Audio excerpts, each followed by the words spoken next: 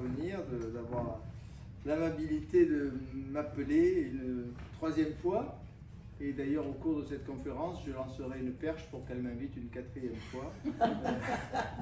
Je me passionne pour ce genre de sujet, en discuter avec quelques-uns d'entre vous avant le début de la conférence. Je fais des conférences sur des sujets strictement philosophiques, puisque je suis philosophe de formation, j'ai enseigné la philosophie pendant de longues années en classe préparatoire. Et j'ai écrit beaucoup de livres de philosophie, mais je suis aussi un passionné de mon époque. Et donc, je fais des conférences sur le transhumanisme, sur les grands sujets de société, sur l'intelligence artificielle, sur laquelle j'ai beaucoup travaillé. Et je prépare une conférence sur ChatGPT que j'aimerais vous proposer dans un an ou deux.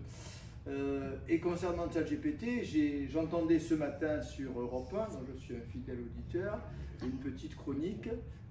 ChatGPT vient de sortir une nouvelle version très sophistiquée de son application, et les journalistes se déclaraient bluffés par ce qu'ils avaient observé. L'exemple pris, c'était un chef d'entreprise qui demandait combien me coûteraient mes 20 employés que je paye tant par mois avec les charges sociales. À la seconde même, ChatGPT répond: est-ce que tu peux me traduire en russe ce que tu viens de dire? À la seconde même, le discours en russe sort. Voilà. Donc, difficile d'être plus en rapport avec l'actualité que d'aborder ce sujet aujourd'hui. Et je signalais tout à l'heure donc ce petit bouquin L'IA est-elle une chance, qui est publié par Philosophie Magazine, qui est une bonne revue avec laquelle j'ai des rapports depuis très longtemps, et ils m'ont piqué mon titre, mais la moitié de mon titre, hein. L'IA est-elle une chance? Moi, c'est plus complet, comme le disait madame, chance ou menace, et donc c'est de cela dont nous allons parler aujourd'hui. Alors, est-ce que utiliser, comme je le fais, l'intelligence artificielle et en faire la critique au sens large du terme, et je dirais noble du terme, c'est le sens que les philosophes donnent souvent à ce terme depuis des siècles, est-ce que c'est contradictoire? Je ne pense pas, et je vais vous montrer pourquoi. Je suis personnellement, je le disais à certains d'entre vous avant le début de cette conférence, je suis personnellement un grand consommateur d'Internet et des réseaux sociaux. Je ne pourrais plus m'en passer. Je serais incapable de vous présenter le diaporama que je vais vous présenter sans Internet et sans les réseaux sociaux. Il me faudrait des mois pour faire le même travail, et sans doute serait-il moins achevé. Alors, je ne suis pas proprement parlé ce qu'on appelle un geek, mais je n'ai pas la moindre, je dirais, allergie à l'égard de ce qu'on appelle l'éthique, les technologies de l'information et de la communication. Je recours de façon systématique à Internet pour rédiger mes livres, mes articles, mes conférences. J'ai une page Facebook, je vous invite d'ailleurs à la regarder, elle vaut le détour. Je tweete régulièrement, j'ai un site internet, etc., etc. Alors, est-ce contradictoire avec une critique? Je ne le pense pas. C'est précisément parce que je pense connaître un petit peu l'intelligence artificielle, très modestement, je parle en philosophe, un honnête homme, comme on l'aurait dit au XVIIIe siècle. Je n'ai pas de formation d'informaticien, j'ai 2 fils informaticiens. Enfin, ils ne veulent pas me communiquer leurs secrets. C'est justement ce qui m'autorise, cette fréquentation de l'Internet et des réseaux sociaux, à m'interroger sur les dangers éventuels que véhicule cette révolution. Comme toute révolution, elle nous laisse perplexes quant à l'avenir qu'elle nous promet, qu'elle contribue à mettre en place, et nous interroger sur l'intelligence artificielle me semble une nécessité absolue aujourd'hui, et c'est pour ça je partage ce qui a été dit tout à l'heure par Nadège. C'est un peu étonnant qu'il n'y ait pas plus de monde ce soir. Est-ce que les gens ont peur? Est-ce qu'ils ont l'impression de tout savoir déjà? Je ne sais pas quelle est l'explication, mais c'est vrai que le thème ne suscite pas l'engouement qu'il devrait susciter. Je vais commencer dans une première partie par vous parler de ce qui est la clé et le moteur de tout cela, qu'on appelle la numérisation. C'est grâce à l'intelligence artificielle que les humains se sont lancés dans cette entreprise gigantesque de numérisation de toutes les données. Je dis bien toutes les données dont ils disposaient. Aujourd'hui, tout est numérisé. Cette numérisation, le chinois Kai-Fu Lee, qui a écrit un excellent livre que je vous recommande, la plus grande mutation de l'histoire, dit que précisément c'est la plus grande mutation de toute l'histoire humaine. Elle est en train de révolutionner notre monde et il est à la fois, Kai-Fu Lee, un théoricien, mais aussi il est un homme d'affaires. C'est un Chinois milliardaire, mais c'est presque un pléonasme de dire Chinois milliardaire aujourd'hui. Bon, il est milliardaire comme presque tous les Chinois. Et eux, ils ont compris certaines choses que nous, on n'a toujours pas compris. Mais il a écrit un très très bon livre, La plus grande mutation de l'histoire. Alors c'est cette numération, donc exponentielle, qui a rendu possible les réseaux sociaux, l'Internet et tout ce qui va avec. Qu'est-ce que c'est que numériser? Numériser, il y a deux définitions possibles. Et j'ai du mal à choisir l'une des deux, vous allez voir pourquoi. On pourrait dire d'une part que numériser, c'est traduire la réalité en langage binaire, avec des 0 et des 1. Bon, autrement dit, c'est un langage. La réalité n'est pas numérique, mais moi je la traduis dans un langage numérique. Ou bien, si on est un peu dans la lignée de Pythagore, le grand Pythagore, ou de Galilée, on va dire, c'est lire le réel comme un immense système binaire. C'est pas moi qui traduis le réel en binaire, le monde est un système binaire lui-même. Et donc je ne fais que copier le monde quand je le traduis en langage binaire. Valérie Charol, dont j'ai mis le titre à l'écran, c'est une dame très brillante que je respecte énormément. Quand on a passé des concours difficiles comme moi, on ne crache pas forcément sur les gens qui ont passé des concours. Elle est normalienne et énarque. Moi, je dis que c'est quand même pas trop mal, non? Je ne sais pas ce que vous en pensez. Elle est normalienne et énarque, cette brave Valérie Charol. Elle a écrit Philosophie de l'écran, il y a déjà une dizaine d'années, un très beau livre. Elle a une définition extrêmement synthétique et que j'aime beaucoup. Deux positions, ouvertes et fermées, permettent de traduire n'importe quelle information. Deux positions, ouvertes et fermées, le courant passe ou ne passe pas, permettent de traduire n'importe quelle information. C'est la définition la plus synthétique que j'ai trouvée de la numérisation. Alors la question que je vais poser dans cette première partie, c'est est-ce qu'il s'agit d'une révolution? Le fait qu'elle poursuive une très ancienne histoire, une très ancienne évolution, je vais montrer comment, semble induire une réponse négative. Ce n'est pas tout à fait une révolution, il y a beaucoup d'éléments qui ont préparé tout ça. Et c'est ce qu'on va un petit peu montrer. C'était la thèse du regretté Michel Serres. J'ai eu la chance de suivre les cours de Michel Serres quand je préparais mon agrégation de philosophie à Nice. Il venait nous faire des cours depuis Paris. Il venait passer 15 jours à Nice chaque année et j'ai des souvenirs merveilleux avec lui. Donc dans Petite Poussette, dans Le Gaucher boiteux, qui sont ses derniers ouvrages, il refuse cette idée de révolution. Et il développe l'idée, qui est loin d'être absurde, que l'écriture, par exemple, l'écriture, il y a plusieurs milliers d'années, vous savez que l'écriture est apparue il y a 4-5 000 ans à peu près, l'écriture a été en un sens large, une certaine numérisation de la réalité. On a traduit la réalité en signes, qui n'étaient pas des 0 et des 1, mais des lettres, 24, 26 lettres selon les alphabets. Bien. Donc l'écriture est bien, en un sens, une numérisation de la réalité. Ce qui va dans le sens de Michel Serres, c'est que Platon, le grand Platon, développe dans son dialogue le Phèdre une critique de l'écriture qui est extrêmement actuelle, qu'on pourrait appliquer aujourd'hui au monde numérique. Platon dit l'écriture, alors on ne sait pas s'il est sérieux ou pas, on ne sait jamais. Platon, il fait parler Socrate, il fait parler des différents interlocuteurs, on ne sait jamais quelle est la pensée véritable de Platon. C'est pour ça que les platoniciens se cassent la tête avec les œuvres de Platon. Bon. Mais dans le Phèdre, il fait dire à son personnage, l'écriture est une catastrophe. On ne va plus faire travailler notre mémoire. Les Grecs avaient une mémoire phénoménale, comme toutes les personnes des anciennes sociétés. L'Athénien cultivé connaissait par cœur l'Iliade et l'Odyssée d'Homère. Hein. C'est un volume de la Pléiade, hein. Vous pouvez vous le réciter. Bon. Moi j'ai connu en Corse, dans ma jeunesse, des gens qui pouvaient vous réciter le Cid de Corneille, hein, du début à la fin. Ils n'étaient pas particulièrement cultivés, mais c'était comme ça. Là, on faisait travailler sa mémoire. Bon. Et Platon dit c'est catastrophique l'écriture. On ne va plus faire travailler la mémoire. On va aller chercher dans les papyrus l'information dont on a besoin. Alors que dirait-il aujourd'hui, Platon, s'il revenait parmi nous avec Internet, ChatGPT, que dirait-il? Donc l'écriture a été une sorte de numérisation.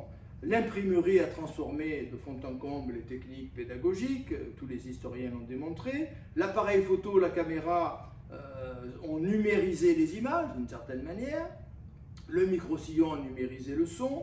et on peut continuer les exemples. Donc il n'est pas absurde de considérer que la numérisation universelle à laquelle nous assistons depuis un certain nombre d'années, c'est simplement une nouvelle étape dans cet immense processus, dans cette immense histoire, et on pourrait dire avec Michel Serres, non, ça n'est pas une révolution. Mais en réalité, oui, c'est quand même une révolution, c'est la thèse que je vais défendre. Nous vivons un bouleversement sans précédent, plus grande mutation de l'histoire, dit Gaifouli, un bouleversement sans précédent de nos rapports avec l'écrit, de nos rapports avec l'image, de nos rapports avec le son. Nous vivons les prémices d'une révolution éducative, j'en parlerai un petit peu. Nous sommes entrés dans l'ère de la connexion permanente, c'est le titre d'un ouvrage de deux journalistes, un bel ouvrage sur le numérique. Texte, son et image ne cessent d'être échangés en temps réel, c'est ça qui est tout à fait nouveau. En moins de 3 décennies, un système mondial d'échange, de communication s'est imposé, c'est la toile, c'est le www. Il y a dans cette salle un certain nombre, il y a des gens beaucoup plus jeunes que moi et je m'en réjouis et je suis heureux de les trouver dans l'assistance, mais il y a apparemment des gens qui sont de ma génération, c'est-à-dire qui ont un certain âge ou un âge certain. Ces gens-là se souviennent peut-être, moi je m'en souviens très bien, des conversations qu'ils ont pu avoir il y a 30 ans lors des débuts d'Internet. Personne ne croyait à Internet. Je vous garantis que toutes les conversations que j'ai, bon, c'était un petit système américain dans les universités qui permettait d'échanger des informations entre universitaires. Personne n'a prévu ce développement mondial en si peu d'années de la toile Internet. Donc ce système a transformé le monde, bien plus que ne l'avait fait l'imprimerie et bien plus que ne l'avait fait la radio. Donc je fais référence ici bien sûr à Marshall McLuhan, dont se souviennent seulement les gens de ma génération. Ça a été le premier spécialiste des médias. C'est un Canadien qui a écrit de très beaux livres, Comprendre les médias, entre autres. Marshall McLuhan disait « On est entré avec l'imprimerie dans la galaxie Gutenberg, on est entré avec la radio dans la galaxie Marconi, on a changé d'époque. » Mais que dirait-il aujourd'hui, McLuhan, s'il revenait parmi nous? Il y a quelques années, en 2008, donc il y a déjà 16 ans, Milad Douei, qui est en fait un philosophe des religions, un sociologue et philosophe des religions, a écrit un ouvrage unique, qui n'a pas d'équivalent à ma connaissance aujourd'hui, un ouvrage donc vieux de 16 ans mais qui n'a pas pris une ride, La grande conversion numérique. Il décrit les dimensions de cette grande conversion. On a tout converti en numérique, on a tout numérisé, et c'est une révolution extraordinaire. En tant qu'historien des religions, il écrit dans son livre que la culture numérique, je le cite, c'est la seule rivale de la religion en tant que présence universelle. Intéressant comme idée, hein. Il n'y a que 2 universels aujourd'hui sur notre planète, la religion. On croyait qu'elle allait disparaître, on voit qu'elle se porte très bien. Je pense à l'islam, mais il y a d'autres exemples. Et donc, la religion et le numérique sont les 2 grandes réalités planétaires aujourd'hui. Alors, avant d'aller plus loin, je vais poser la question de savoir, c'est une question qui a évolué, nous allons le vérifier, si nous sommes devant un monopole, ces grandes entreprises, ces grandes multinationales qui gèrent des milliards de données, qui sont toutes puissantes, plus puissantes que les États, nous dit-on, s'agit-il d'un monopole? Quand j'abordais ce thème de l'intelligence artificielle et de l'Internet, il y a des années, parce que ça fait déjà de longues années que je m'exprime sur ce sujet, j'affirmais, et c'était vrai à l'époque, que nous étions effectivement devant un univers monopolistique absolument inouï. Absolument inouï, sans équivalent dans l'histoire humaine. En 1998, on a l'impression que c'est il y a un demi-siècle, non, c'est tout récent, hein, un quart de siècle, naissait Google. En 2015, c'est un chiffre que j'ai trouvé, il faudrait l'actualiser, mais peu importe, les chiffres dans leurs détails. En 2015, donc 17 ans après sa naissance, Google administrait chaque jour 24 pétaoctets de données. Alors je vous donnerai un tableau tout à l'heure de ce que veut dire les pétaoctets, mais pour vous donner un équivalent mémorisable, Google en 2015 administrait quotidiennement 1000 fois la quantité de documents imprimés conservés à la bibliothèque du Congrès de Washington. 1000 fois la bibliothèque de Washington chaque jour. C'était ce que administrait Google sur son réseau. Alors tout n'est pas allé au même rythme, il y a eu des ralentissements, il y a eu des accélérations. On nous disait avant l'apparition de ChatGPT, dont je parlerai à la fin de ma conférence, qu'on était dans une période de ralentissement, c'était pas faux. Et puis ChatGPT a réaccéléré le processus.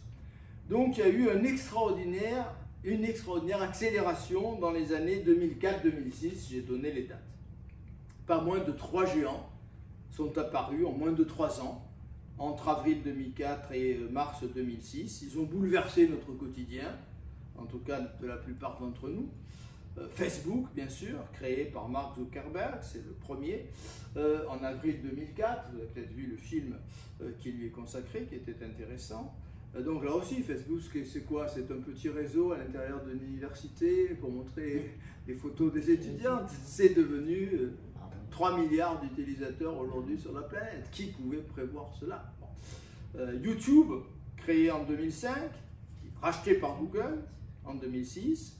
Et puis le troisième, Twitter, qui est devenu X, racheté par Elon Musk, comme chacun sait, en mars 2006. Donc ces 3 géants sont apparus et ils ont monopolisé, je dirais, le terrain. Ces géants se sont construits en un temps record, unique dans l'histoire du capitalisme. Ils ont acquis une infinie puissance en très peu de temps. Ils sont à la fois les plus riches, les plus ingénieux. Ils ont bâti d'immenses lieux de stockage. Alors je vous invite à réfléchir quelques instants sur le mot troublant et mensonger de nuages. Il n'y a pas de nuages. Les nuages sont sur le plancher des vaches.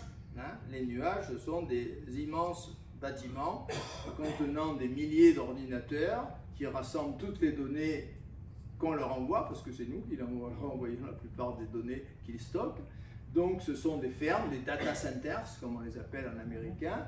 Et donc c'est ce monde-là qui s'est mis en place. Ces immenses lieux de stockage sont la propriété de ces géants qui ont acquis une sorte de monopole. Donc un très petit nombre de méga nuages contenant toutes les données de la planète se sont construits et on les appelait les empereurs du big data. Je vais en redire un mot dans quelques instants. Donc avec ce big data qui a permis à des entreprises géantes, je cite une formule que j'aime bien, d'utiliser nos requêtes de recherche pour trouver des choses sur nous. Méditez cette phrase. Quand vous faites une recherche, en fait, vous donnez l'information. Vous introduisez l'information sur vous dans ces banques de données. Vous croyez demander quelque chose, en fait, vous offrez quelque chose et vous accroissez la puissance et la valeur marchande de ces grands monopoles. Donc certains ont considéré que c'était Big Brother qui prenait le pouvoir, que la prophétie de George Orwell devenait réalité. Jamais dans l'histoire, encore une fois, du capitalisme, aussi peu d'acteurs n'avaient grandi aussi vite, croissance fulgurante, en si peu de temps pour dominer un secteur au niveau mondial. Ça n'est jamais arrivé dans l'histoire de l'humanité.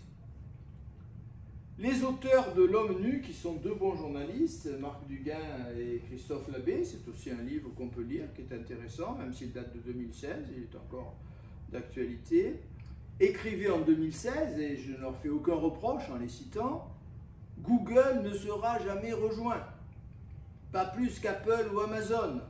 Les données qu'elles ont déjà accumulées les mettent hors de portée de la concurrence. » Voilà ce qu'affirmaient 2 très bons journalistes. Et en 2016, ils avaient toutes les raisons d'affirmer cela. Bon. Et bien sur ce point, comme sur quantité d'autres points, je vais en parler dans un instant, on s'est lourdement trompé dans nos prévisions. Lourdement trompé. En effet, alors qu'on pensait que ces géants étaient sans rivaux, qui ne seraient jamais rattrapés, qui ne feraient qu'accroître leur domination, leur puissance, leur monopole, de nouveaux acteurs sont apparus ces dernières années, de nouveaux acteurs qui viennent briser le monopole dont jouissaient ces grandes sociétés. Alors plusieurs sont chinois, c'est WeChat qui a été créé en 2011, 2 milliards d'utilisateurs quand même, excusez du peu, sur la planète. TikTok, donc, dont on nous parle beaucoup, que les jeunes utilisent largement, mais qui pose beaucoup de problèmes apparemment, politiques et autres, qui a été créé en 2016. 1 milliard environ d'utilisateurs. D'autres sont russes, tels Telegram, créé en 2016, logé à Dubaï. Hein, les Russes, ils sont pas fous. Hein. Ils ont logé Telegram à Dubaï. 550 millions d'utilisateurs au moins, le chiffre est déjà un peu dépassé. Ou américains, tel Snapchat, créé en 2011, 600 millions d'utilisateurs environ. Donc en moins de 10 ans, ces logos que j'ai tenu à mettre sur l'écran, des géants planétaires, l'affirmation géant n'est pas erronée, hein. Des géants dont rien ne laissait prévoir la naissance sont venus prendre des parts de marché très importantes et sont venus rogner le monopole dont jouissaient leurs prédécesseurs.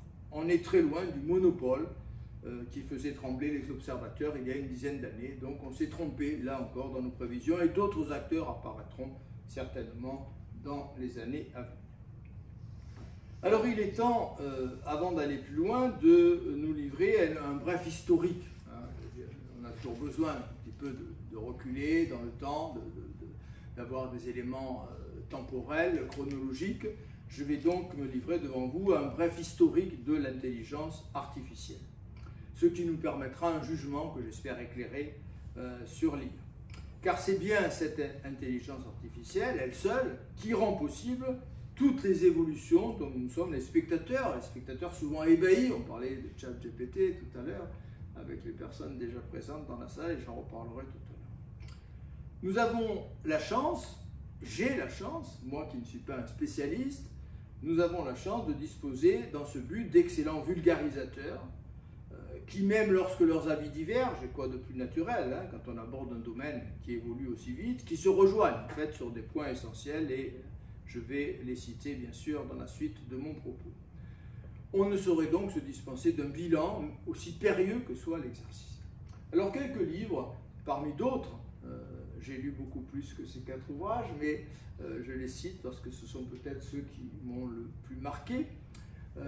Cédric Biagini, 2012, il y a 12 ans, L'emprise numérique, c'est l'ouvrage le plus critique des 4 que vous avez sur l'écran. Sans doute exagérément critique, mais je le citerai parce qu'il vise quand même des points importants, me semble-t-il. Luc Julia, alors Luc Julia, vous connaissez peut-être son nom, vous utilisez peut-être Siri sur vos téléphones portables. Dis Siri, quelle est la route que je dois prendre pour venir au Canet des Morts? Siri m'a répondu tout à l'heure, c'est pour ça que je suis là.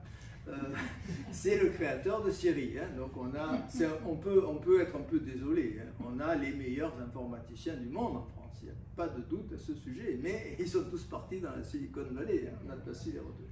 Donc Luc Julia est un créateur exceptionnel, et il a écrit ce livre, L'intelligence artificielle n'existe pas, en 2019. On a Kai-Fu Lee déjà cité, la plus grande mutation de l'histoire, 2019 également. Et puis j'ai sélectionné un numéro spécial, un hors-série du Point, tout récent, peut-être vous pouvez encore le trouver chez votre libraire, votre marchand de journaux. Il est sorti au mois de mars.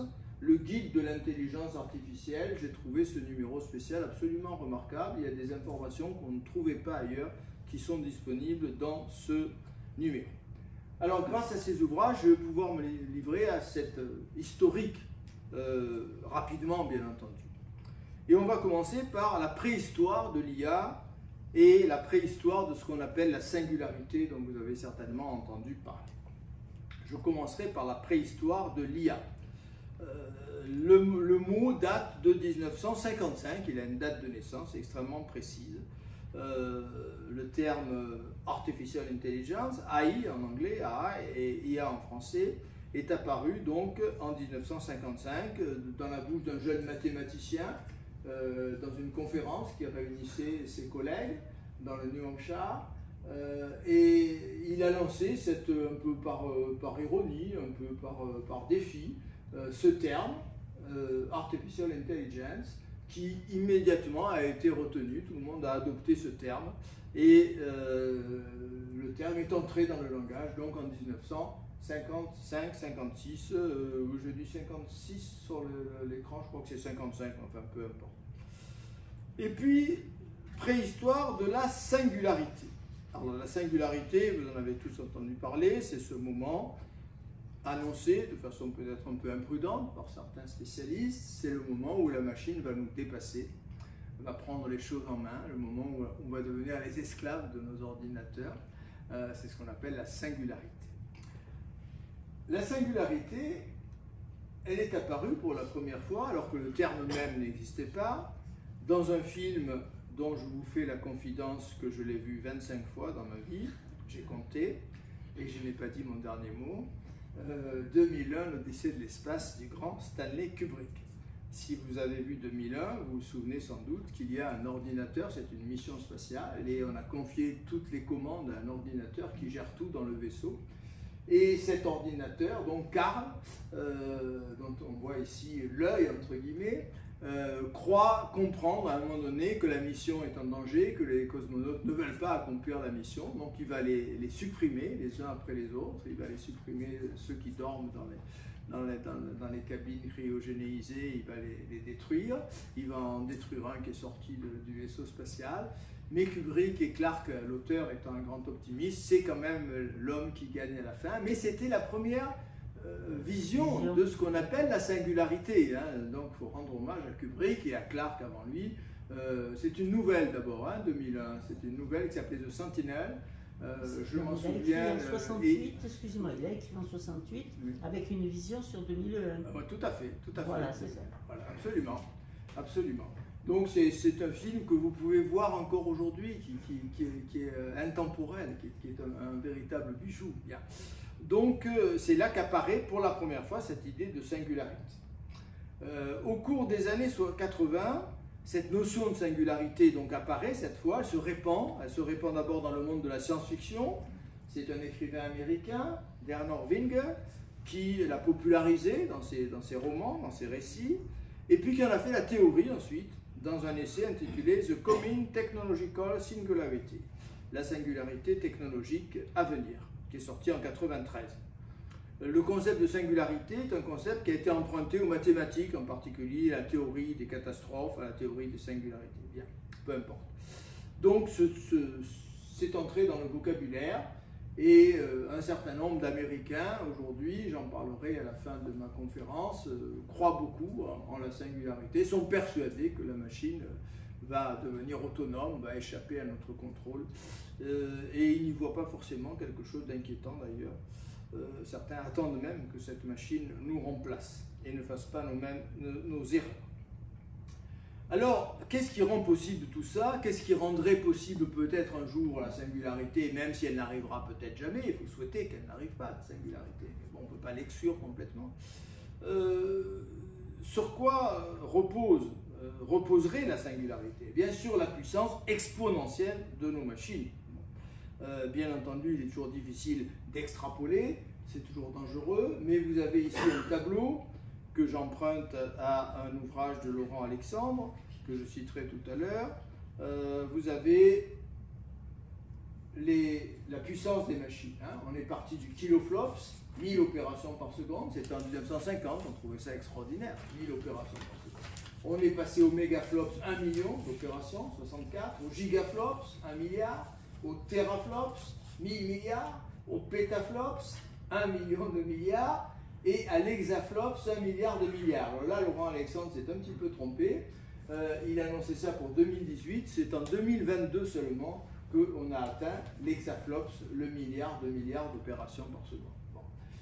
Et puis on nous promet le zetaflops, 1000 milliards de milliards en 2029, et peut-être le iotaflops, 1 million de milliards d'opérations par seconde en 2037. Voilà, c'est cette explosion, explosion exponentielle qui rend possible, évidemment, toutes les prouesses.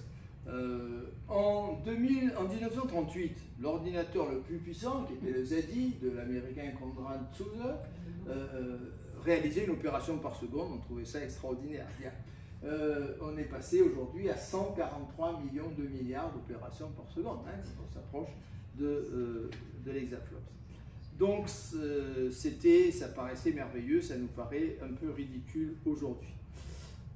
En 71, le premier microprocesseur comptait 2000 transistors, on trouvait ça très bien. 50 ans plus tard, les puces les plus élaborées qui sont dans nos machines intègrent 10 milliards de transistors.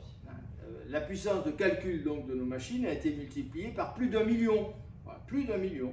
C'est une avancée technologique sans équivalent dans l'histoire de l'humanité. Depuis juin 2022, on a un champion du monde. Pour l'instant, il n'a pas encore été battu. C'est la machine Frontier. C'est un ordinateur qui a été conçu par IBM et par NVIDIA, deux grosses sociétés qui ont réuni leurs efforts pour construire cet ordinateur le plus puissant du monde. Et c'est lui qui a atteint l'hexaflop, dont nous parlions tout à l'heure, 1 milliard, 2 milliards d'opérations par seconde. Il a réussi cette prouesse pendant une seconde ou quelques millisecondes, enfin, je ne me rappelle plus exactement les détails, mais il est arrivé pendant un instant très bref à atteindre l'hexaflop. C'est peut-être que depuis il a un peu progressé. Donc voilà la machine la plus puissante de la planète à ce jour, Frontier. En comparaison, on peut évidemment s'appuyer, certains le font, sur la lenteur du cerveau humain. Je cite Laurent Alexandre. Laurent Alexandre avait écrit un best-seller, La mort de la mort, que vous connaissez peut-être, que je cite quand je parle du transhumanisme, et il a écrit en 2018 La guerre des intelligences. Je cite une phrase, et une seule de ce livre de Laurent Alexandre. Notre cerveau est un outil remarquable, polyvalent, économe en énergie, mais au débit limité à quelques octets par seconde. En 2017, c'est un an avant la sortie de son livre, 2 ordinateurs échangent déjà 1000 milliards d'informations par seconde, parce qu'ils discutent entre eux, nos ordinateurs. 1000 milliards d'informations par seconde. On passera pudiquement sur le fait que l'IA ne dort pas, ne mange pas, ne vieillit pas, voyage à 300 000 km par seconde et peut se subdiviser en quelques millièmes de seconde. Voilà. Donc cette comparaison, évidemment, semble faire pencher la balance, sans qu'on puisse discuter le moins du monde en faveur de la machine. Alors qu'est-ce que permet cette prodigieuse capacité de nos machines? Là je vais aller très vite parce que c'est des choses que vous connaissez, mais il faut quand même les signaler. En économie d'abord, tout le monde ne sait pas qu'aujourd'hui, plus de 80% des transactions boursières mondiales sont générées par ce qu'on appelle le trading haute fréquence, c'est-à-dire sans aucune intervention humaine. Sans aucune intervention. Il est fini le temps des Golden Boys. Moi j'en ai connu des Golden Boys qui vivaient à Londres, qui ont gagné des fortunes. Ils sont au chômage. Bon, parce que la machine est infiniment supérieure au plus puissant des Golden Boys. Ces machines donc traitent à la vitesse de l'éclair, elles jouent sur la différence horaire entre les différentes bourses. Donc quand une action baisse à Pékin ou à Shanghai plutôt, ils vont vendre des actions à New York. Voilà, et aujourd'hui c'est les machines qui font ça. Mais les machines, elles sont limitées parfois par leurs concepteurs. Et il y a 7 ou 8 ans, on est passé à 2 doigts d'une crise aussi grave apparemment que la crise de 29. Il y a des machines qui ont un petit peu bugué et on est passé tout près d'une catastrophe économique parce que les machines, mais ce n'était pas la faute des machines, c'était la faute des concepteurs des logiciels qui étaient dans les machines. Voilà. Donc aujourd'hui, en économie, on a cette puissance considérable. En médecine, alors en médecine, je prends 2 exemples, mais on pourrait en prendre beaucoup d'autres. Les orthodontistes sont mal en point, avec l'arrivée des gouttières Invisalign, qui sont produites en Californie. Donc cette profession d'orthodontiste a quasiment disparu aux États-Unis. Si vous voulez une prothèse, c'est la machine qui va vous calculer ce dont vous avez besoin. C'est une imprimante 3D qui va la fabriquer et le dentiste va vous la mettre en place simplement. Voilà, il est devenu un distributeur de produits conçus par l'IA. Plus de 4 millions de traitements orthodontiques ont déjà été conçus par Invisalign et c'est en train d'arriver dans nos pays. L'exemple le plus spectaculaire peut-être c'est les radiologues. Et je sais que j'ai eu des petits soucis avec des médecins et des radiologues il y a 7 ou 8 ans quand je faisais des conférences un peu équivalentes et qui montaient sur leurs grands chevaux. Et pourtant j'avais raison et je le regrette. Comment voulez-vous qu'un radiologue humain rivalise avec une machine? La machine a 1 milliard de clichés dans sa mémoire. Elle va comparer le cliché qu'on lui donne avec 1 milliard de clichés. Et vous avez, ça j'ai emprunté cette photo au guide de l'intelligence artificielle dont je parlais tout à l'heure. Elle est dans ce supplément du Point. Vous avez ici l'image d'une tumeur qu'aucun des radiologues humains n'a détectée, sur l'image de gauche. Et sur l'image de droite, l'évolution de cette image. Eh bien, l'ordinateur, lui, ne s'est pas trompé. L'ordinateur ne s'est pas trompé. Que ce soit aux États-Unis ou en France, on a fait des centaines d'expériences. On a mis en concurrence le robot radiologue et l'humain radiologue. Ben, l'humain radiologue, il est écrabouillé par le robot radiologue. Et c'est normal, il n'y a pas à s'en étonner. Hein. Bon, ça ne veut pas dire que les radiologues vont disparaître, il y aura toujours le facteur humain, il y aura peut-être toujours les cas un peu marginaux à la limite, dont on aura besoin, pour lesquels on aura besoin d'un humain, mais au niveau de l'interprétation d'un fichier, il n'y a pas à s'étonner du fait que la machine dépasse et nous dépasse infiniment. Dans le domaine militaire, bien sûr, il y a le problème des drones d'attaque, là je passe rapidement.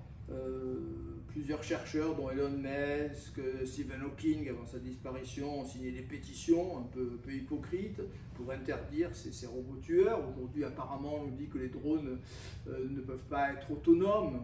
Il faut qu'ils reçoivent un ordre de tir pour envoyer un missile, mais c'est ce qu'on nous dit. Hein. Dans le domaine de l'éducation, je reviens ici, pardon, je suis allé trop vite. Dans le domaine de l'éducation, on est passé à ce qu'on appelle la e-éducation. Michel Serres a beaucoup travaillé le sujet, dans Petite Poussette en particulier. Il est très clairvoyant.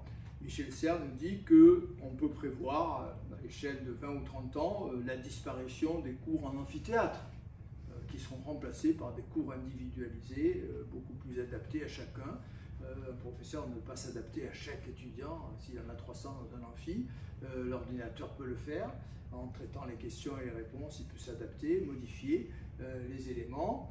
Et je vais mettre une petite note d'humeur que certains ne me pardonneront peut-être pas, mais j'aime vivre dangereusement parce que c'est Nietzsche qui m'a appris ça. Quand on voit ce qui se passe dans les amphithéâtres de Sciences Po et d'ailleurs, la disparition des amphithéâtres ne m'arrache pas de larmes personnellement. Bon, je referme la parenthèse, oubliez aussitôt ce que je viens de dire.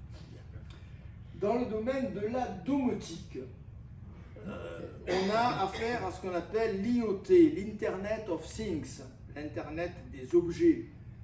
Certains d'entre vous ont peut-être déjà dans leur cuisine des frigos connectés. Le frigo connecté sait ce qu'il y a à l'intérieur du frigo, vous signale qu'il faut commander d'urgence des yaourts parce que vous en avez plus que 3 dans le réfrigérateur. Bon, nos télévisions sont connectées, beaucoup de nos éléments, et je vous signale la 4e partie que j'ai trouvée extraordinaire du livre de Julia, donc l'intelligence artificielle n'existait pas. Je suis resté un peu estomaqué devant cette 4e partie. Dans cette 4e partie, Julia décrit sa villa, décrit sa maison. C'est la maison que nous aurons tous dans 40 ans, hein. Mais lui, il l'a déjà. Donc il décrit sa maison, entièrement connectée. Alors, souvent on ironise, on nous raconte des histoires. Là, si vos volets roulants sont programmés pour se fermer au coucher du soleil, et que ce moment-là, vous êtes sur la terrasse, eh ben, c'est terminé, vous restez dehors jusqu'à l'aube. Hein. Bon, il peut arriver des bugs, bien entendu. Hein. Bon. Mais c'est quand même très commode, hein, ces objets connectés qui nous font gagner du temps et qui corrigent les erreurs que nous pouvons commettre. Donc la 4e partie du livre de Julia, je l'ai trouvé tout à fait extraordinaire. Il décrit une maison qui ressemble à celle que nous aurons, nous, dans 10 ans ou dans 20 ans. Tout ça est lié au caractère exponentiel des data dont j'ai déjà parlé. On a parlé de dataclysme, hein, c'est pour ça que j'ai choisi cette image. Le dataclysme, l'avalanche d'images, l'avalanche de données qui déferlent sur le web, sur la toile. C'est une matière première infinie, pour ainsi dire, qui se renouvelle tous les jours. Et chaque fois qu'un internaute crée son compte Facebook, par exemple, pour ne prendre que cet exemple, il augmente considérablement la valeur du réseau. Hein. Bon, c'est nous qui faisons la richesse de Facebook. Hein. En 2020, c'est le dernier chiffre que j'ai cité, il faudrait l'actualiser peut-être, l'humanité a produit 1000 milliards de données numériques chaque semaine. 1000 milliards de données chaque semaine. C'est ce dataclysme qui rend possible aujourd'hui les prouesses de ChatGPT, auquel je consacrerai la dernière partie de mon propos tout à l'heure. Et donc tout cela est lié, je l'ai dit, à l'amélioration de la puissance de calcul de nos machines. L'amélioration de nos algorithmes n'a cessé d'être sous-estimé. Tout à l'heure, j'ai évoqué quelques erreurs sur les monopoles. Nous allons ici voir les erreurs sur la puissance de nos machines. On a constamment sous-estimé la progression de nos machines, de notre puissance de calcul. Je donne quelques exemples. En 97, donc c'est déjà ancien, Deep Blue, l'ordinateur d'IBM, a terrassé Garry Kasparov, champion du monde d'échecs, alors qu'on nous annonçait depuis des années que jamais un ordinateur ne pourrait battre un humain et un champion d'échecs. Bon. Et moi qui suis un grand conservateur, ça crée de graves problèmes d'ailleurs avec mon épouse, je découpais farouchement les journaux et les magazines. Maintenant je le fais un peu moins parce que c'est vrai qu'on trouve tout sur Internet. Mais j'avais découpé une double page du Monde. J'étais professeur à Bastia à l'époque, au début des années 80, ou à la fin des années 80 plutôt, enfin, peu importe. J'avais découpé une double page du Monde avec de grands spécialistes qui disaient tous avec la certitude la plus profonde: jamais un ordinateur ne sera champion du monde d'échecs, ou alors dans 3 siècles. 20 ans après, c'est Deep Blue qui est champion du monde d'échecs, et depuis, plus jamais un humain n'a battu un ordinateur aussi puissant que Deep Blue aux échecs. En 2011, c'est intéressant, je n'ai pas mis le cliché ici, l'ordinateur Watson, qui était testé pour tester une base de données, a battu tous les champions du jeu Jeopardy. Jeopardy, c'est un jeu américain de culture générale. Watson, en 2011, donc imaginez ce que c'est aujourd'hui, pouvait traiter 500 gigaoctets par seconde, c'est-à-dire pouvait lire 1 million de livres par seconde. 1 million de livres par seconde. 2011, on est en 2024, vous comprenez qu'aujourd'hui, ChatGPT peut lire non pas 1 million de livres, mais peut-être 5 ou 10 millions de livres par seconde. Et vous imaginez, avec ces données, accumuler et traiter en 1 seconde ce que peut produire, c'est pas miraculeux, c'est la puissance de calcul et c'est la vitesse de calcul de notre machine. 11 ans plus tard, donc, cette vitesse a permis ChatGPT. En 2017, un ordinateur a battu le champion du monde du jeu de Go. Alors on nous disait, oui d'accord, on s'est un peu trompé sur les échecs, mais vous allez voir, le jeu de Go, c'est un jeu tellement complexe, jamais la machine ne gagnera au jeu de Go. Eh bien oui, en 2017, c'est un ordinateur qui a battu le champion du monde du jeu de Go. Là encore, on s'est lourdement trompé. Et quelques années avant, le New York Times avait fait un grand article, comme Le Monde dans les années 80, que je citais tout à l'heure, en disant « Jamais la machine ne gagnera au jeu de Go ». Alors, je vous présente ici une petite synthèse que j'ai trouvée dans le livre de Laurent Alexandre, que je vais commenter rapidement, « Les 4 générations passées et à venir de l'IA ». Je crois que ce tableau est quand même éclairant au niveau historique. On a eu une IA qu'on appelle de première génération. Et le drame, je ne sais pas si j'ai raison de parler de drame, mais ce qui est un peu inquiétant chez nos contemporains, c'est que beaucoup croient qu'on en est encore là. Ils n'ont pas compris qu'on n'en est plus du tout là. Il m'arrive dans certaines conversations de vérifier que certains de mes contemporains croient qu'on en est toujours à l'IA de première génération. Non, ça fait 25 ans qu'on a quitté l'IA. Donc c'était quoi l'IA de première génération? C'était l'ordinateur effectuer les opérations qui étaient prévues par le constructeur. Il n'y avait pas de surprise. On savait ce qu'allait faire l'ordinateur, on lui demandait de faire des opérations, il les effectuait et c'était terminé. La machine nous obéissait. Bon. Et puis on est passé à l'IA de deuxième génération, ce qu'on appelle le deep learning, l'apprentissage profond, c'est-à-dire une machine qui modifie elle-même ses programmes, qui va chercher elle-même des données qu'on ne lui avait pas demandé d'aller chercher, qui accumule de l'information et qui produit des résultats qui surprennent évidemment le concepteur. La machine ne fait pas ce qu'on lui a demandé, elle fait autre chose, elle a une autonomie de traitement, de recherche d'informations. Donc on en est là aujourd'hui, à ces machines de deuxième génération qui sont, je vous renvoie au livre de Kai-Fu Lee, qui est extrêmement intéressant. C'est en traitant des milliards de données qu'on arrive à ça. Je vous donne un seul exemple que je ne pensais pas vous le donner, mais puisque ça me vient comme ça, je vais vous le donner. Vous trouvez dans le livre de Kai-Fu Lee un élément intéressant, je ne sais pas si on peut l'adapter à la France. Kai-Fu Lee nous dit « Les banquiers chinois ont utilisé l'intelligence artificielle et ils se sont aperçus que les personnes qui viennent emprunter du fric à la banque le vendredi entre 15h30 et 16h30 remboursent toujours leur crédit. Pourquoi? On s'en fout. Ils n'ont pas la réponse, hein, mais ils remboursent. Donc le banquier vous fait un large sourire si vous arrivez le vendredi. Alors maintenant ça ne marche plus puisque les gens le savent. Bon. Donc ça veut dire quoi? Ça veut dire que la machine cherche des corrélations. Bon, il y a une corrélation qui échappe à tout le monde, on ne sait pas pourquoi. On ne sait pas pourquoi c'est comme ça, hein, mais ça n'a pas d'importance pour le banquier. Pourquoi c'est comme ça? Donc on a traité des millions de données, avec le milliard de Chinois, on a quand même une matière première extraordinaire, et ils se sont aperçus de ça, ils ont fait d'autres découvertes aussi de cette façon. Alors ce qui nous attend dans les années à venir, c'est l'IA de 3e génération, qu'on appelle l'IA contextuelle, qui sera capable de transversalité. Je reprends l'exemple de la médecine. Aujourd'hui on a des robots radiologues, mais ils ont une tâche très précise et très limitée. Le généraliste est à l'abri pour l'instant, parce que justement, il va papillonner, il va aller chercher dans différentes directions, ce que la machine, pour l'instant, est incapable de faire.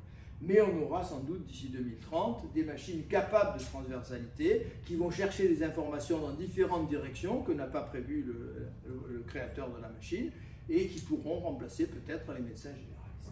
Et puis, alors là, on entre dans la science-fiction, la 4e génération de l'IA, ce serait une IA intelligente au sens humain du terme, hein, qui éprouverait peut-être une conscience, alors là on est encore plus dans la science-fiction, qui éprouverait peut-être même des émotions, alors là on est dans la super science-fiction, mais en tout cas c'est ce qu'on appelle la singularité, cette IA de 4e génération. Donc ce tableau je crois est éclairant pour comprendre un petit peu ce qui s'est passé. Alors je voudrais maintenant me lancer dans la critique que j'ai annoncée de la révolution numérique, urgence et nécessité d'un regard critique. Quelles sont les principales critiques qu'on peut rencontrer? Je vais prendre pour commencer ces critiques l'exemple de la lecture qui est souvent développé. Il existe un syndrome qui est nouvellement apparu, qui est le déficit de l'attention. Tous les pédagogues, tous les spécialistes, tous les psys remarquent un déficit de l'attention chez les jeunes générations. Et dans l'emprise numérique, vous avez quelques formules que je trouve intéressantes, je vous les donne telles que je les ai trouvées. Le lecteur numérique qui navigue, scrute, picore, se disperse, s'agite, oublie à l'instant même ce qu'il vient de lire. Il est le prototype de l'individu éclaté, vivant dans un tumulte permanent, inapte à toute pensée méditative. Et encore un peu plus loin, toujours dans l'emprise numérique, le multitasking, hein, ça veut dire faire plusieurs choses en même temps, est antinomique de notre fonctionnement cérébral. Placé en demeure de faire plusieurs choses à la fois, le cerveau se contente de passer d'une activité à l'autre, séquentiellement. Chaque transition coûte des erreurs et du temps. Donc il y a une dissymétrie de plus en plus grande, au fond, entre les données et l'usage qu'on peut faire de ces données. Et là, il y a une dernière phrase que je vous cite de l'emprise numérique que j'ai beaucoup aimée. Cet été, je voyage léger. Un bikini, une jupe et 1000 bouquins. Avec une tablette de lecture, bien évidemment, vous l'avez compris, pas dans sa valise. Que le lecteur moyen lise seulement 10 livres par an, et donc qu'il mette 140 ans à lire le contenu de sa tablette, ne trouble pas grand monde. Cette phrase assez jolie et assez significative. Un autre spécialiste américain, lui, a beaucoup travaillé cette question, il s'appelle Nicolas Kerr, et il a beaucoup travaillé la question de la perte de certains acquis psychologiques. Il a commencé à publier, c'est la traduction française, Internet rend-il bête, c'était en 2010. Il montre que les gens qui pratiquent la lecture linéaire, c'est-à-dire la lecture que nous connaissons, que nous avons pratiquée dans notre jeunesse, avec un livre en papier, les gens qui pratiquent la lecture linéaire comprennent mieux, se souviennent mieux et apprennent mieux que ceux qui lisent des textes farcis de liens. Alors il a repris ces analyses et les a approfondies dans The Glass Cage, comment nos ordinateurs sont en train de nous transformer. Et c'est un livre tout à fait intéressant, malheureusement qui n'est toujours pas traduit, je ne comprends pas trop pourquoi. On peut noter aussi une hypocrisie des géants du numérique. Et là, je cite à nouveau Biagini dans l'emprise numérique.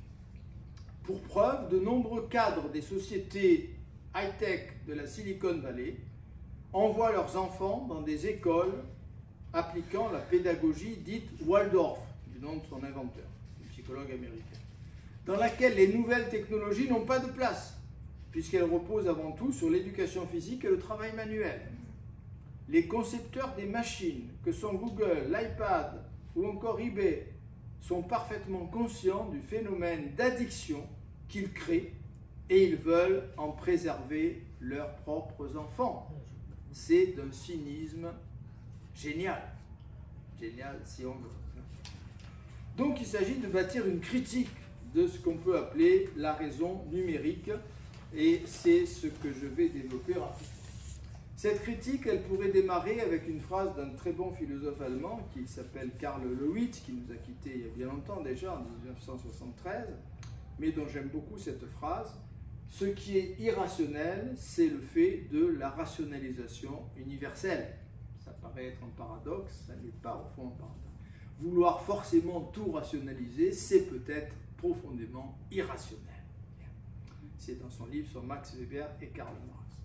Eric Sadin, dont je vais reparler dans quelques instants à propos de ChatGPT, un des meilleurs spécialistes, qui a écrit des livres remarquables, tous plus passionnants les uns que les autres. Eh bien, on peut retenir d'Eric Sadin un livre déjà ancien, 2015, La vie algorithmique, critique de la raison numérique.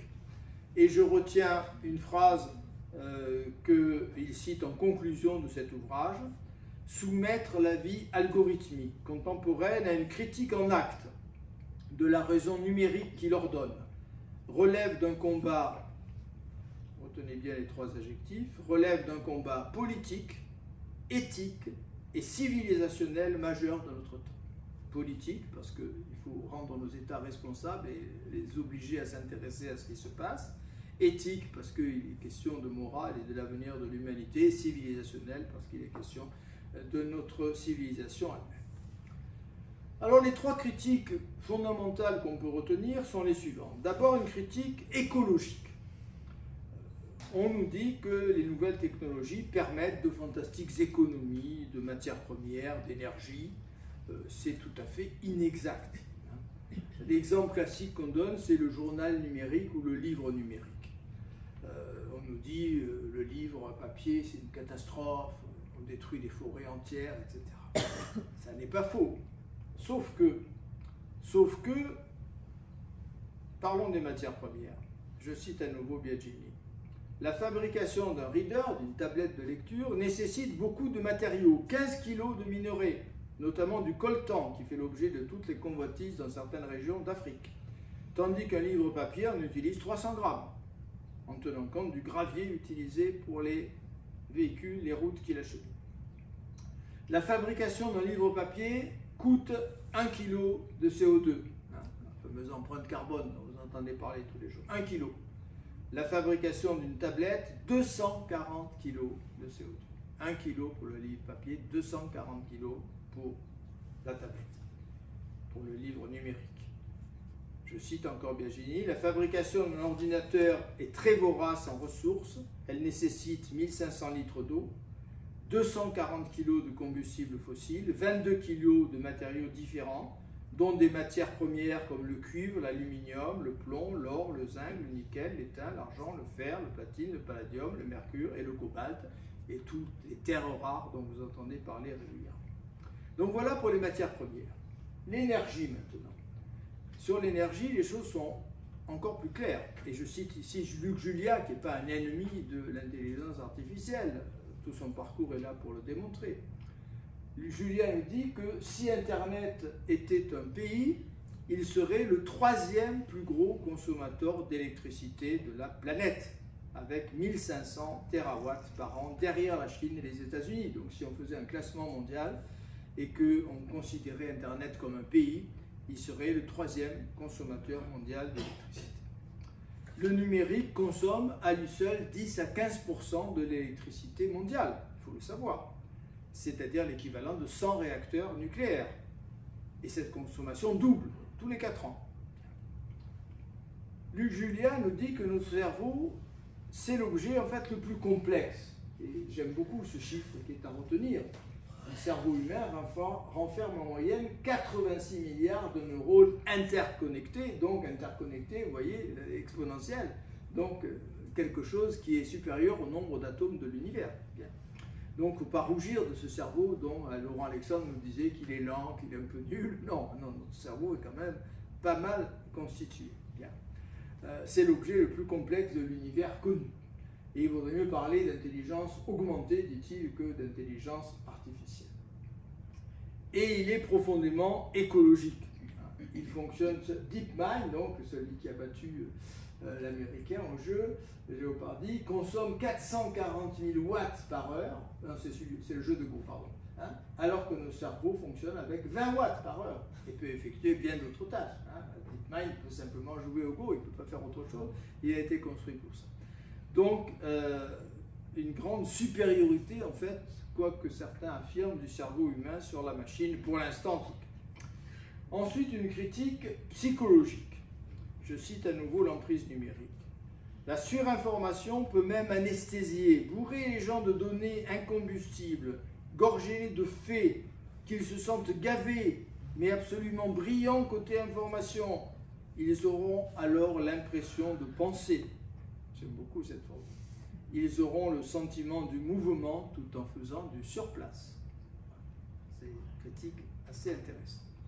Donc, critique écologique, critique psychologique, troisième critique, pour moi évidemment celle qui m'intéresse le plus, une critique philosophique. Il n'est pas excessif de parler de totalitarisme numérique. Dans l'emprise numérique, Biagini cite une informaticienne, chef d'entreprise américaine, qui s'appelle Marissa Mayer, qui écrit « Nous essayons de donner la primauté aux données et de tout quantifier. » Ça rejoint la phrase de Karl Lewitz.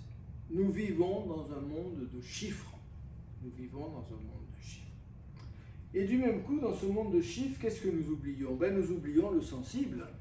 Cet oubli du sensible, il avait été dénoncé il y a déjà bien longtemps, en 1988, par un philosophe que j'ai eu la chance de bien connaître, que j'ai invité à parler à mes étudiants à Toulon, Michel Henry, qui avait écrit un superbe livre qui s'appelait La barbarie, qui était entièrement consacré à cet oubli, qui essayait de montrer pourquoi on a oublié le sensible à partir de Galilée, à partir de la science moderne.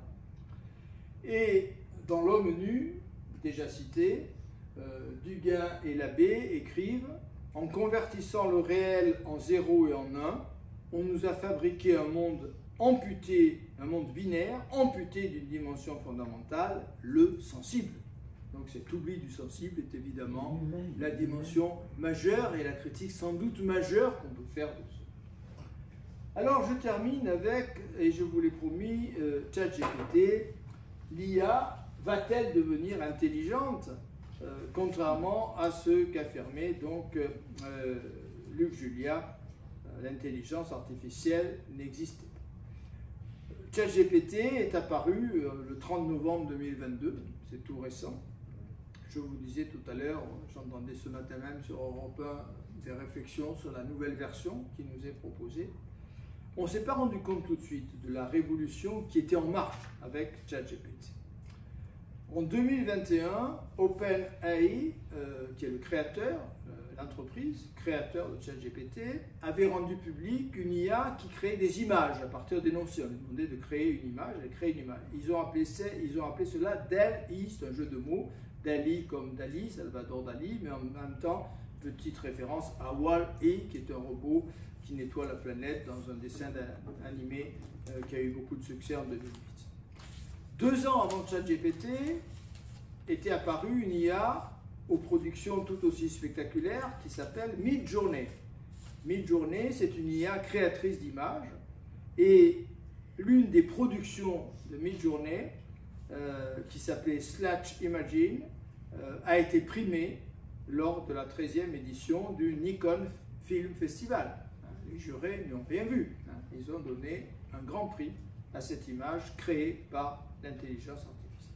Et on n'en est qu'au début de ces prodigieuses et inquiétantes innovations. Alors ChatGPT, c'est une révolution dans l'IA, ça ne fait aucun doute. GPT, ça veut dire Generative Pre-trained Transformer, transformer génératif pré-entraîné.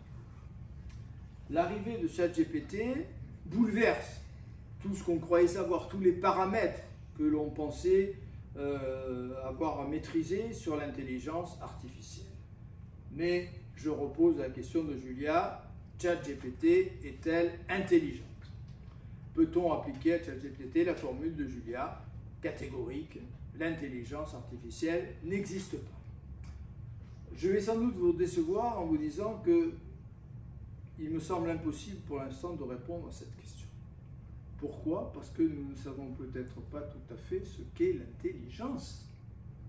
Pour dire que l'intelligence artificielle n'existe pas, encore faudra-t-il savoir et être sûr de savoir ce qu'est l'intelligence. Alors je fais un rappel d'un événement très ancien, 1905, à la demande du gouvernement français, un psychologue qui s'appelait Alfred Binet est chargé de publier une échelle métrique de l'intelligence. Il a élaboré cette échelle avec un psychiatre qui s'appelait Théodore Simon. Donc c'est l'échelle Binet et Simon, c'est le fameux QI dont tout le monde a entendu parler, bien sûr, un siècle après, il n'a pas disparu. Cette échelle avait pour but de mesurer le développement de l'intelligence des enfants en fonction de leur âge, de mesurer ce qu'on a dénommé le QI. Et un journaliste particulièrement malin s'est rendu auprès d'Alfred Binet et lui a demandé « Mais monsieur Binet, qu'est-ce que l'intelligence ?» Et celui-ci a fait une réponse en forme de boutade, mais c'est peut-être pas tout à fait une boutade. « L'intelligence, c'est ce que mesure mon test. » Costaud quand même. Hein. Il ne répond pas, bien sûr. Qu'est-ce que l'intelligence? C'est ce que mesure mon test. Eh bien, un informaticien d'aujourd'hui pourrait dire l'intelligence, c'est ce que manifeste mon ordinateur. On ne sait pas ce que c'est, mais on va répondre de cette façon-là. L'intelligence, c'est ce que manifeste mon ordinateur. Je renvoie à l'interview de Laurent Alexandre dans le Figaro du 9 août 2023, il y a moins d'un an. L'article avait un titre un petit peu inquiétant. La marginalisation de l'espèce humaine est inévitable. Marginalisation de l'espèce humaine est inévitable. Je cite Laurent Alexandre. Jusqu'au 30 novembre 2022, nous étions dans l'univers connu les seuls titulaires d'une intelligence conceptuelle. Avec l'arrivée de ChatGPT 3, une intelligence conceptuelle non humaine est née. Alors, j'ai lancé une petite perche tout à l'heure auprès de Nadège. Je renvoie à la conférence que je pourrais vous faire d'ici un an ou deux sur ChatGPT que je suis en train de préparer actuellement. En attendant, je me contente de quelques formules. Ces formules, je les emprunte à Éric Sadin, que j'ai déjà cité, qui vient de publier il y a quelques semaines, quelques mois, tout début d'année, un livre absolument remarquable, le plus brillant sur le sujet, me semble-t-il, qu'on peut lire aujourd'hui, La vie spectrale. Et je retiens quelques phrases, puisque je ne veux pas aller plus loin ce soir, simplement pour mettre un petit peu l'eau à la bouche. Hein. Que nous dit Sadin? Un pseudo-langage vidé de toute singularité et créativité. Voilà ce qu'est ChatGPT. Ce n'est pas du langage, c'est un pseudo-langage, c'est une imitation de langage. ChatGPT ne parle pas, elle compose avec des algorithmes, des phrases, en allant piller, entre guillemets, des tonnes de données recueillies sur la toile. Ce sont des systèmes, dit-il, qui vont organiser l'abandon progressif de l'usage de nos facultés fondamentales. Bon. Le danger, c'est un danger qui n'apparaissait pas dans les anciennes formes d'intelligence artificielle, c'est-à-dire aller dans le sens de nos facultés les plus développées et nous rivaliser avec nous sur ce plan-là. Et cela aboutit à vouloir nous déprendre de nos facultés à produire du langage et des représentations. Voilà ce qu'écrit Sadin. Alors, quelles sont les conséquences, selon lui, de ChatGPT? C'est l'humain qui se voit relégué au rang d'instrument. C'est nous qui devenons les appendices de la machine. Ce n'est pas la machine qui est notre outil, c'est nous qui sommes l'outil de la machine. L'intégralité de nos facultés intellectuelles et créatives sont vouées à être endossées par des systèmes qui vont prendre le relais. Donc, on a une accélération considérable de tout ce qui s'était passé jusqu'à présent. Et alors, c'est la dernière phrase évidemment la plus inquiétante qu'on trouve vers la fin du livre, alors l'humanité entendue comme une communauté transhistorique d'âmes, chacune dotée d'une richesse unique, aura été vidée de sa substance et sera devenue comme absente à elle-même. Phrase peut-être exagérément pessimiste, mais je vous la livre telle qu'on peut la lire. Alors, ChatGPT, intelligente ou pas intelligente? Je vais conclure par ce qui vous apparaîtra peut-être comme une dérobade. Je vais conclure par deux éléments. Premier élément, optimiste. Dans le guide de l'intelligence artificielle, il y a un très bel article sur une brillante école française, l'école normale supérieure Paris-Saclay, qui forme des informaticiens de très haut niveau. Et son directeur, qui est Laurent Oudre, écrit, j'aime beaucoup cette phrase, « Ce n'est pas l'algorithme qui est intelligent, mais tous les scientifiques qui ont travaillé dessus pendant des années. Sans expertise humaine, les algorithmes ne tiennent pas. » Bon. Cette phrase vaut ce qu'elle vaut, mais je l'ai trouvée optimiste et réconfortante. C'est pas la machine qui est intelligente, c'est le concepteur de l'algorithme qui est intelligent. Alors, quelles sont les véritables menaces? Ne faisons pas de science-fiction, concentrons-nous sur ce que sont les menaces les plus immédiates. D'abord, les menaces sur l'emploi et l'égalité. Je pense à Kaifouli, évidemment, qui sait de quoi il parle. On va vers une crise de l'emploi, on va vers une explosion des inégalités, puisque, effectivement, en dehors d'emplois très pointus et qui exigeront un très haut niveau de formation, il y a quantité de professions. Un livre est sorti il y a quelques années qui s'appelait « L'homme inutile ». On ne saura plus quoi faire, d'où l'idée d'un revenu minimal, accordé à tous, même sans travail, bon, sur lequel chacun peut se positionner, bien sûr, mais qui n'est pas forcément la solution. Donc, une critique de une explosion du chômage. L'intelligence artificielle va pouvoir remplacer 40 et 50% des emplois aux États-Unis dans 15 ans. Pourquoi dit-il aux États-Unis, pas en Chine? Ben ça, il faudrait le lui demander. Peut-être parce que le Parti communiste fera ce qu'il faut en Chine. Et il prend un exemple qui est celui du conducteur de camion, qui occupe quand même près de 5 millions de personnes aux États-Unis, dont il y aura des camions autonomes qui vont assurer la quasi-intégralité du trafic. Et donc, la profession de conducteur de camion va disparaître d'ici une dizaine d'années. Et donc 5 millions de personnes vont se retrouver sans emploi et on ne saura pas quoi leur donner à la place de cet emploi qu'ils perdent. Un camion autonome, c'est-à-dire qui conduit tout seul, sans conducteur. C'est la voiture autonome dont je vous parle, c'est Tesla, etc. Voilà, c'est ça l'idée. Voilà, camions qui construisent, qui n'ont plus besoin de conducteur, entièrement, qui se conduisent uniquement par des capteurs, des caméras et des systèmes. Bon, il y a une volonté de ne pas aller trop vite sur ce temps-là, parce que ça pourrait déjà exister. La voiture autonome, parce qu'il s'est produit un petit accident aux États-Unis, un peu insignifiant, parce qu'il se produit bien plus d'accidents avec des conducteurs humains qu'avec la machine autonome. Il y a eu un petit accident aux États-Unis. Il y a une voiture autonome qui a renversé quelqu'un parce qu'elle a mal calculé, je ne sais pas quoi, peut-être parce que le programme était mal fait. Bon. Et depuis, on a mis la pédale de frein, mais il pourrait déjà y avoir. D'ailleurs, nos voitures sont de plus en plus autonomes. Vous avez des régulateurs de vitesse sur les voitures, vous avez quantité... Mais on devient de plus en plus dépendant de... On devient de plus en plus dépendant. C'est quand même ça, c'est le côté... Mais vous avez tout à fait raison. Vous avez tout à fait raison. Donc, menace sur l'emploi, menace sur l'inégalité. Mais je crois que la plus grande menace, c'est la menace d'un projet global de transformation. Derrière tout ça, il y a un projet. Il faut quand même ouvrir les yeux et ne pas être type. Ce qui doit nous inquiéter, c'est que nous avons affaire à un projet de transformation de l'homme et de la société. Google, on a beaucoup parlé de Google dans cette conférence. Google, ce n'est pas simplement un moteur de recherche et une grande entreprise. Google investit dans les biotechnologies, par exemple, dans ce qu'on appelle le transhumanisme. Google donne des milliards de dollars chaque année à un sous-traitant de Google qui s'appelle Google Ventures. Il a des participations Google dans plus de 280 startups qui sont chargées de modifier l'être humain.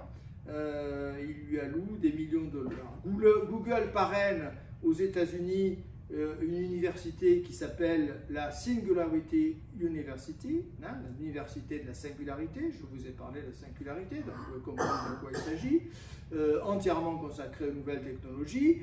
Elle est dotée d'un budget considérable, cette université de la singularité, et à qui a-t-on confié la direction de cette université? À Ray Kurzweil. Ray Kurzweil, qu'on appelle le pape du transhumanisme. C'est celui qui va le plus loin aujourd'hui dans l'idée qu'il faut transformer l'humain. Et cette idée, il a depuis très longtemps, puisque je vous donne une citation qui date de 2006, donc de 18 ans.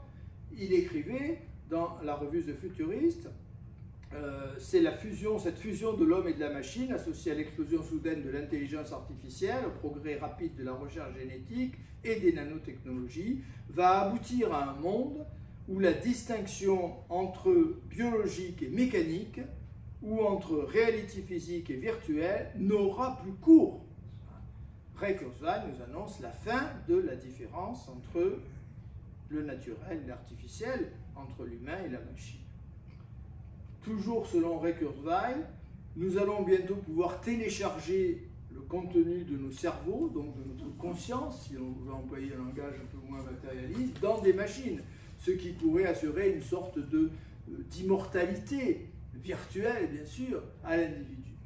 Et j'ai lu tout récemment, vous l'avez peut-être lu vous aussi, qu'il y a déjà des entreprises qui vous proposent de dialoguer avec votre grand-père disparu. Hein, si vous avez un échantillon de sa voix, des photos et un résumé de son parcours, eh bien vous interrogez papy et vous répond comme s'il était là. Voilà, il y a des entreprises qui sont en train de gagner des fortunes avec des éléments de ce genre. En fait, nous sommes tous complices et nous sommes tous responsables de tout cela. Hein. Alors, il y a pire que Ray Kurzweil, il y a Anthony Lewandowski, qui est un ancien de Google et d'Uber, pionnier des voitures autonomes. Il a créé une organisation qu'on peut appeler religieuse, presque une secte, qui s'appelle Where the Future, qui entend ériger l'intelligence artificielle en divinité. Voilà ce qui s'écrit, et c'est pas totalement idiot, il faut bien reconnaître ce qu'il écrit. Ce qui s'apprête à être créé sera un dieu. Et son argument est le suivant: s'il existe une chose 1 milliard de fois plus intelligente que l'humain le plus intelligent, comment l'appelleriez-vous autrement? C'est pas débile, hein, mais ça fait peur quand même. Bien. Saisit-on, pour revenir une dernière fois à Eric Zadin, saisit-on ce qui est en jeu, le modèle civilisationnel qui à bas bruit est en train de s'instituer. Nous vivons maintenant le moment de la déprise de ce qui nous constitue le plus en propre. Je terminerai avec le regretté Michel Serres. On l'interrogeait non pas sur l'intelligence artificielle, mais sur quelque chose qui est très lié, comme je viens de vous le montrer avec Kurzweil et Lewandowski, à l'intelligence artificielle, qui est le transhumanisme. Et on l'interrogeait peu avant sa mort, dans le Figaro du 20 mai 2015, à propos des transhumanistes. Et voilà ce qu'il écrivait. Pour moi, les transhumanistes sont une variété de Tarzan. C'est de l'Amérique à l'état pur, je les connais. J'ai vécu enseigné là-bas pendant 40 ans. Il n'y a pas plus inculte que le transhumanisme. Il est dans l'idéologie du toujours plus, du more and more.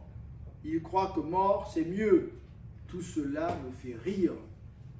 Alors vous jugerez peut-être ces derniers mots comme de l'ordre de la dérobade, mais je n'ai pas trouvé autre chose pour conclure cette conférence, sinon de vous laisser le choix entre les prophéties de Ray Kurzweil et le grand rire de Michel Serres. Merci de votre attention.